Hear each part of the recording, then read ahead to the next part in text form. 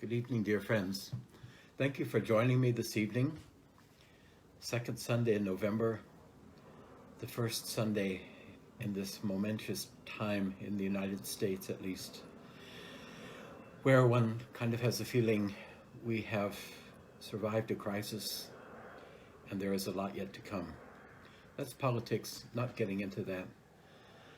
But maybe it has something to do with our apocalypse, our revelation, our trying to understand not only spiritual facts and spiritual teachings, but also trying to understand how do these events that take place in the unseen spiritual world, which is not far off somewhere, but it's right here, right between us, among us, around us. And let's call on some of that spiritual energy now. The light, the life, and the love of the Christ, that it might weave between and among all of us who are now spending the next 20, 30 minutes pondering these amazing revelations written down by John on the Isle of Patmos. That this might be an energy that goes forth from each of us, joins together as a golden band around the earth.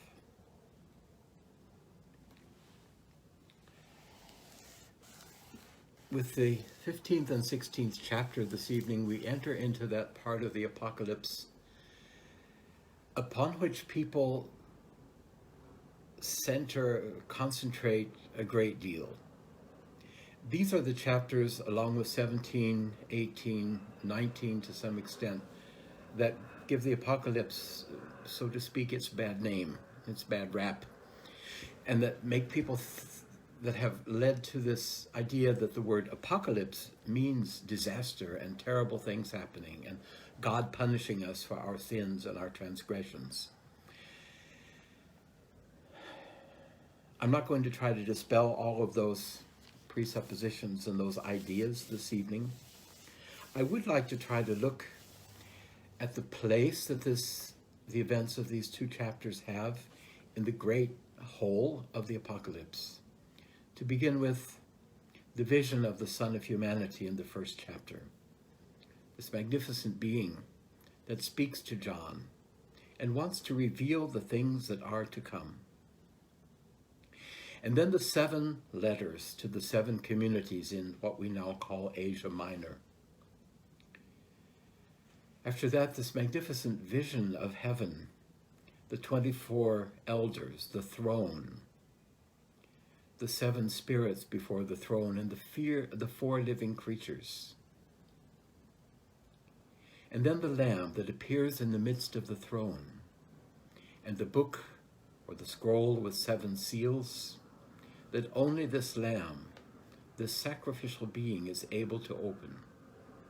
So we might say, to loosen the seals, to open this book, this scroll.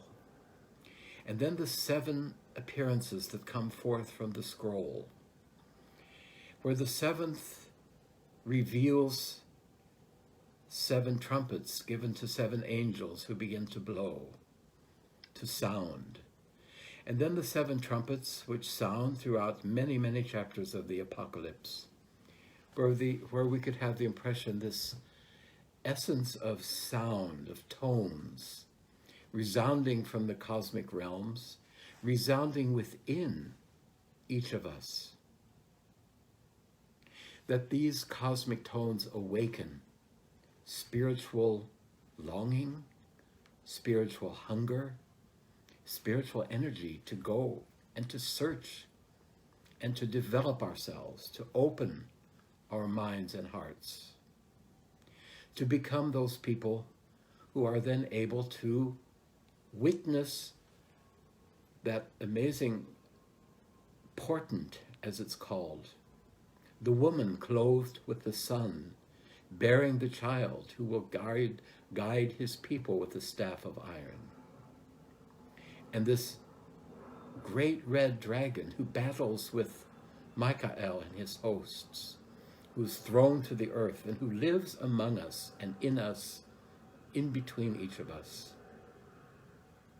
The seventh trumpet still sounds when a temple opens in the heavens. And in this temple are contained the human beings, the souls, the spirit beings of humans who have been connected with the development of humanity since its beginning.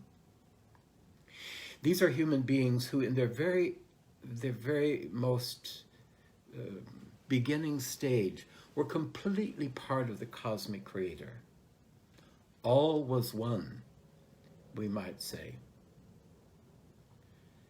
And slowly but surely, in the course of long, long eons, human beings have become more and more individual. If we think of the so-called Old Testament, the Hebrew Testament, the history of the Hebrew people, we can see how from the beginning until the very last chapter of Malachi, human beings become more and more individual. They begin to separate themselves from the strict definition of tribes and blood and family. And as we enter into the New Testament and arrive at the book of John, for example, the fourth of the Gospels, we have this amazing story of the wedding at Cana. Cana, the crossroads of Israel, where people of all races and nations and blood groups and streams met, and where a marriage takes place, where we can have the impression two separate worlds meet. And Christ is able to perform the first of the so-called 7 signs that slowly show his incarnation into humanity. The individuals have come into themselves, and the Christ comes into the being of Jesus of Nazareth and is able to work for that time on earth that's often called the 3 years, the 2.5 years. I leave the calendar specialists, they can figure that all out. And the Christ meets so many people, and meets so many people who have lived in accordance with the laws of creation, or not in accordance with the laws of creation, or a little bit in accordance with the laws of creation. And everywhere that Christ being enters into such a person, a purification can take place, if the person is willing. Because now we move more and more into the necessity to say yes to the Godhead, to welcome the Godhead into our being. No longer will the good forces simply enter us and take over, as they did, for example, with the prophets. Someone asked the well-known anthroposophical author Sergei Prokofiev, who died just a few years ago, prolific writer and speaker.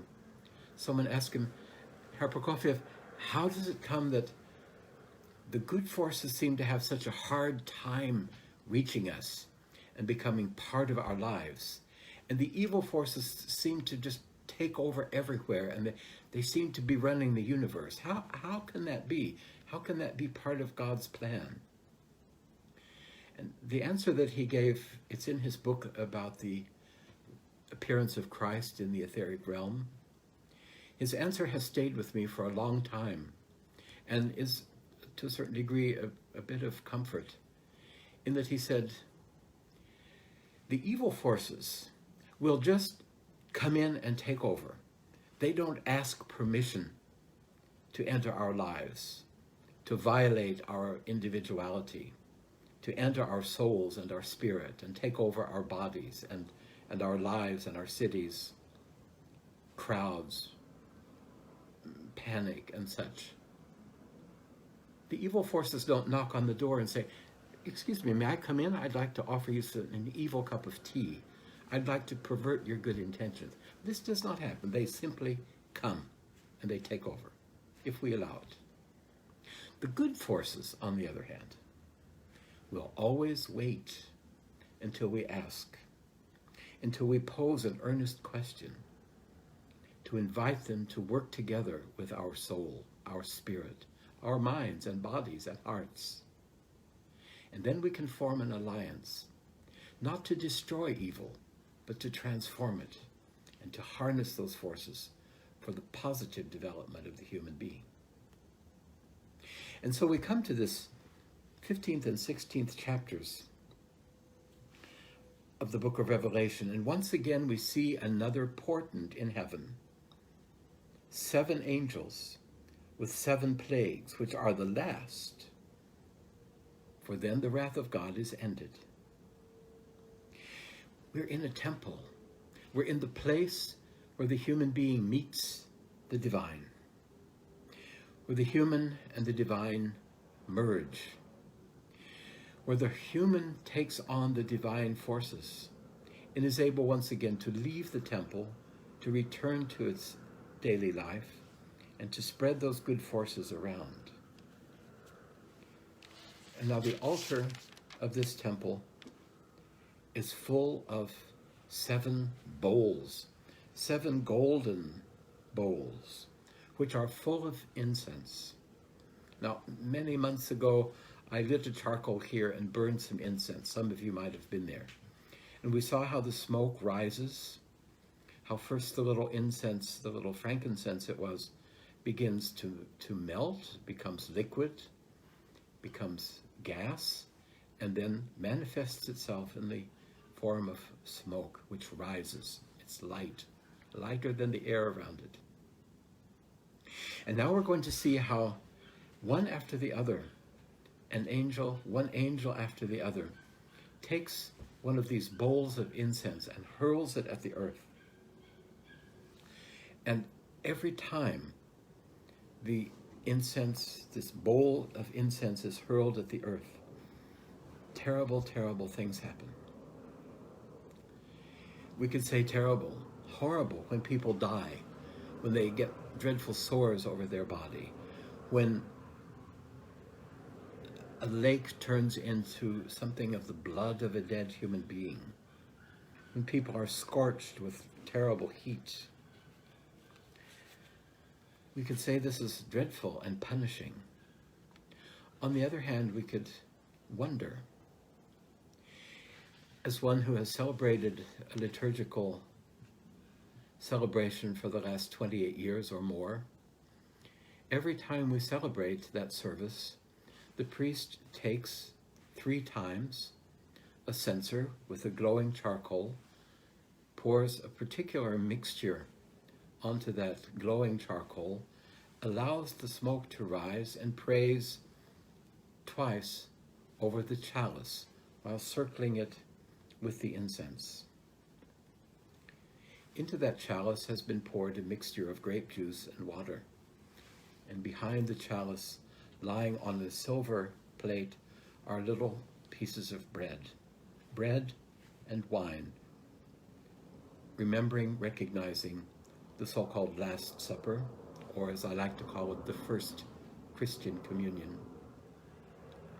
And these gifts that have been brought to the altar by human beings, farmers, bakers, are purified.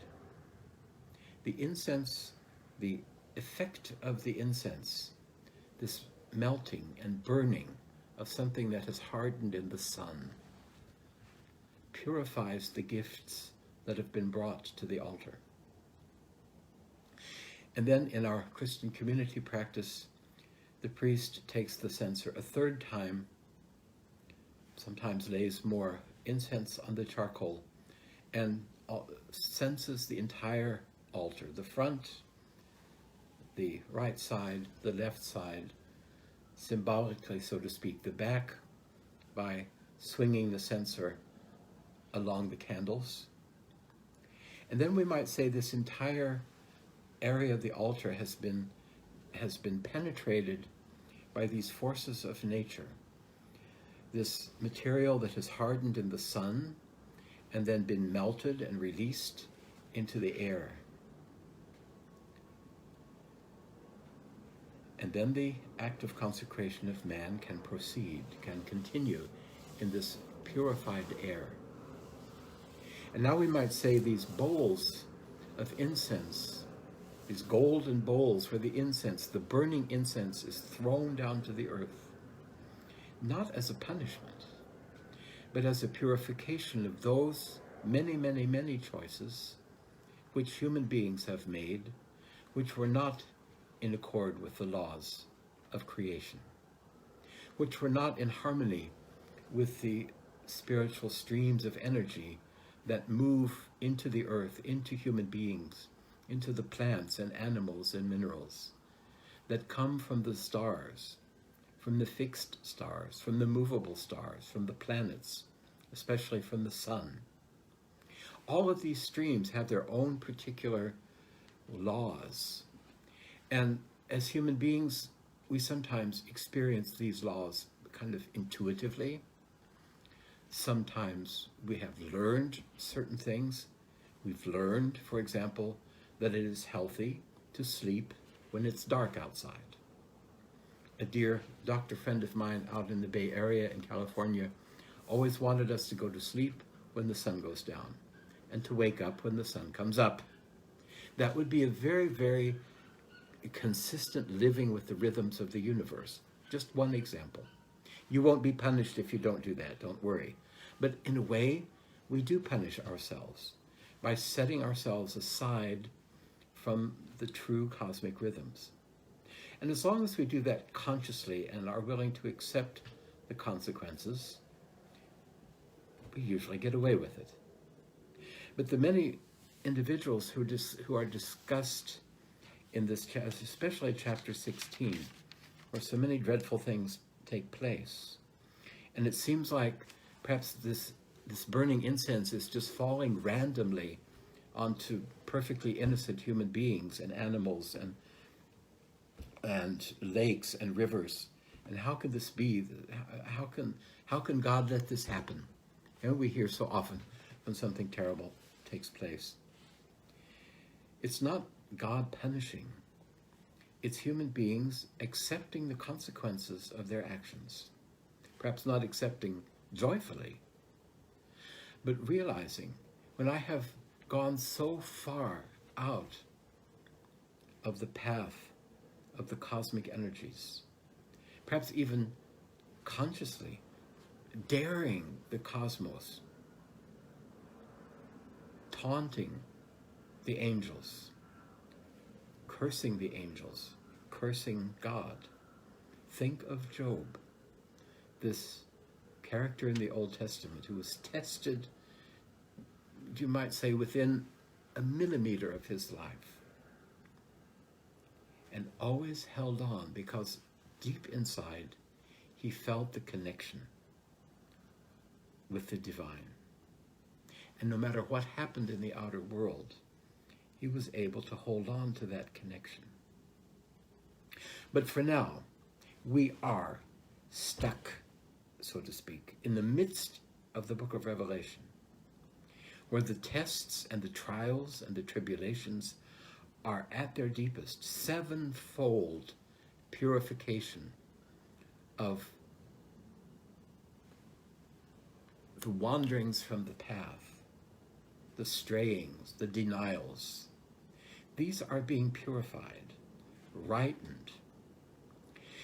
And let's remember, even if human beings die in the course of this purification, their spirit being will enter the spiritual world, will be able to undergo again purification at the hands of the angelic beings, the archangels, and all of those hierarchies which work together with human beings after our death, in order to look back on the life they've lived, to become aware of their strayings and their shortcomings and their failures or their omissions, and to begin to turn around and to prepare the next time that they will come to the earth. And perhaps with all of those horrors somewhere tucked away in their memory, they will be able to come to the earth again and recognize when the forces of evil approach, when the temptations try to help them, try to make them stray from their path. And they're able to guide themselves into that course of development that they truly desire. And that, I would say, is what we call overcoming the sickness of sin, transforming evil into good. But we've got another couple of chapters to go, dear friends. Next Sunday, I'll be visiting our congregation in Detroit. I hope to be able to take this time in the evening, on Sunday evening, to look at these somewhat horrifying chapters, 17 and 18. And then 19, we have quite some battles to deal with, 19 and 20. And then I hope on the first Sunday in Advent to move into those 2 chapters of Revelation that give a certain sense of fulfillment, where we begin to experience this is what the whole battle was all about. But we're not there yet. Hold on, hang on, stick with me, and we will get there. I wish you blessed Sunday evening, or Monday morning, or whatever time it is when you're listening to this. And I look forward to working together with you again next week on this amazing book of Revelation. Thank you for joining.